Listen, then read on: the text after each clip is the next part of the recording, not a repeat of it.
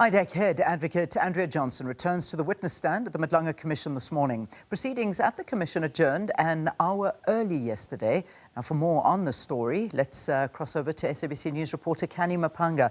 Canny, what happened yesterday? What was the reason to end a bit early, and perhaps go through a couple of the highlights from yesterday from Advocate Johnson?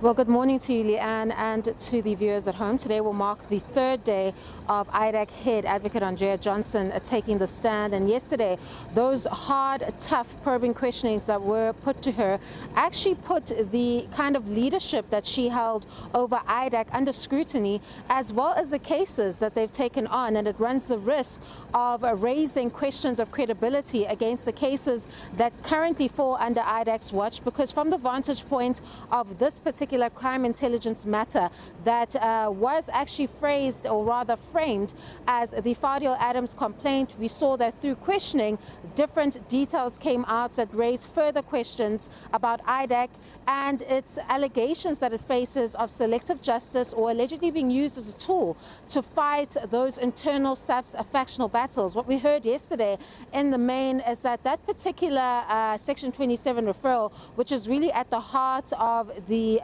complaint or the debate about Advocate Andrea Johnson and her leadership, is that it initially came from the Ministry's office, that is the Chief of Staff, Cedric Gabinde, through that November letter that was sent over to IDAC. However, after receiving that letter, Advocate Andrea Johnson does not interrogate the fact that it doesn't meet the requirements of a Section 27 referral, and she doesn't advise the Minister of that particular fact. Instead, she goes straight to Fadil Adams, the Member of Parliament, and solicits a Section 27 referral affidavit. Now, there's a number of inferences to draw from this particular conduct. It was placed to her, or put to her, whether or not she was fearful of the Minister, but then of course she rejects this particular contention put to her by the Madlanga Commission. But if she was not fearful, then why did she do things in the manner that she did with respect to this Section 27 referral? The question is, to what end? What motivated this particular conduct?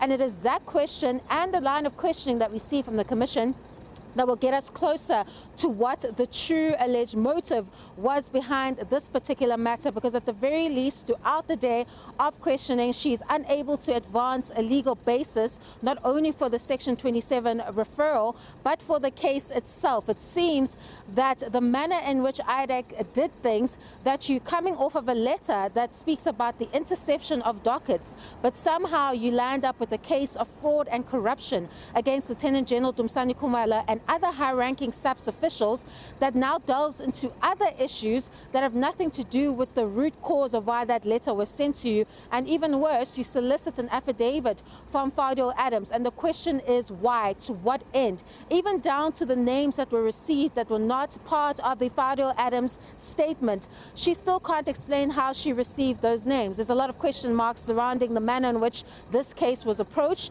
and you have to think about the allegations that continue to swirl IDAC and its pursuit of certain cases within crime intelligence.